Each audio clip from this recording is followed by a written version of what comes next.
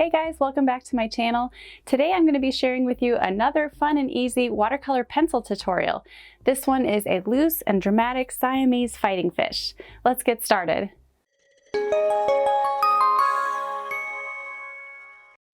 For this project, you'll need some watercolor paper, a pencil with an eraser for the sketch. I'm using my Caran D'ache Supracolor watercolor pencils in black, warm and cool reds, purple, blue, and tan. I'll be using a water brush today, which is just a brush attached to a plastic container filled with water. When you gently squeeze it, the water is dispensed through the bristles. Now, if you don't have a water brush, you can just use a regular round brush with a jar of water for activating and pushing around the paint. I'll include a complete list of my supplies in the description below and a link to my reference photo, free for commercial use from Unsplash.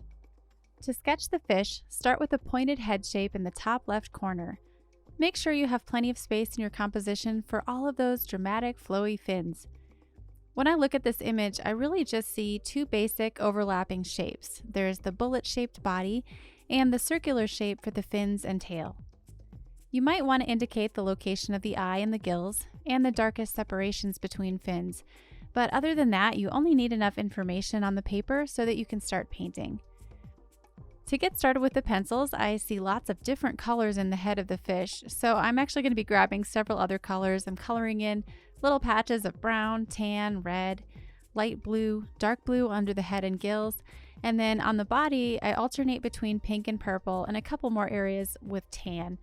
I'm always glancing at my reference photo for guidance. There are a couple of bright little highlights I want to avoid, a little shiny area on the top of the head, and some light spots on the body. These front ventral fins are the brightest red in the whole image, so I apply a more generous amount of pencil to this area using a very orangey red. You can really apply these colors in any order. I'm just following kind of a circular counterclockwise direction with my pencils. Since I'm right-handed, this just keeps me from dragging my hand through the painting. I apply dark blue and ultramarine blue next, laying down pencil marks in the direction I see those fins moving. I'm trying to apply heavier marks where I see deep grooves and darker lines in the fins, and I'm avoiding some areas so that there will be a variety of lights and darks within the colors. After drawing in the blues, I add some violet, then continue to draw on the red all the way around. I switch back and forth between a warmer and a cooler red. You can see in the reference photo that the tail fin isn't quite as orange as the ventral fin or the dorsal fin on top. Now, once you're finished with this first layer of watercolor pencil, it will look a little messy, but don't get discouraged. When we add water, it looks so much better. So grab your water brush or round brush and squeeze out some water so that the bristles are damp, then remove any excess water by dabbing on your paper towel. You're now ready to make the magic. Start softening your watercolor pencil with your damp brush, just smoothing and activating that paint so that it begins to explode with color and blend together on the paper. Be careful not to overblend, as you might end up with muddy colors.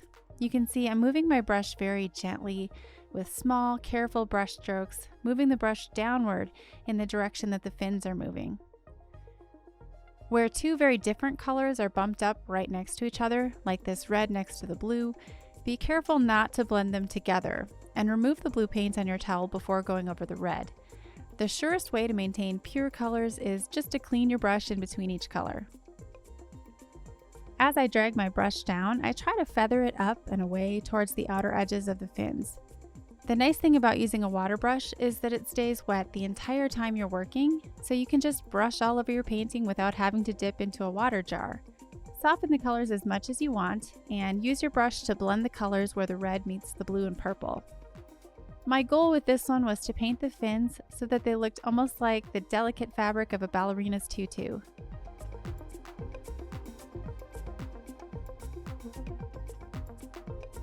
For the small details on the head, I take paint directly from the tip of my black watercolor pencil and apply the dark activated paint with my water brush.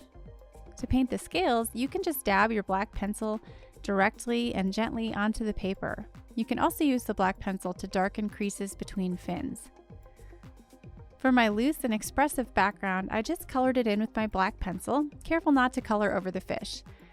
You don't need to fill in every little valley in the textured paper, because as soon as you add water, it smooths out the paint from the pencil. Using the water brush, just carefully spread that black paint to create the dark background. You can use the black on your brush to paint little separations between the fins. As a final touch, you can actually use your light blue or white pencils to draw on some highlights or just additional pops of color. Watercolor pencils can be applied and used so many different ways, so just have fun with it. If you guys enjoyed this video, please hit that like button and leave me a comment below. And if you decide to try this project, just tag me on Instagram and I'll check it out. Thanks so much for watching, and I'll see you in the next one.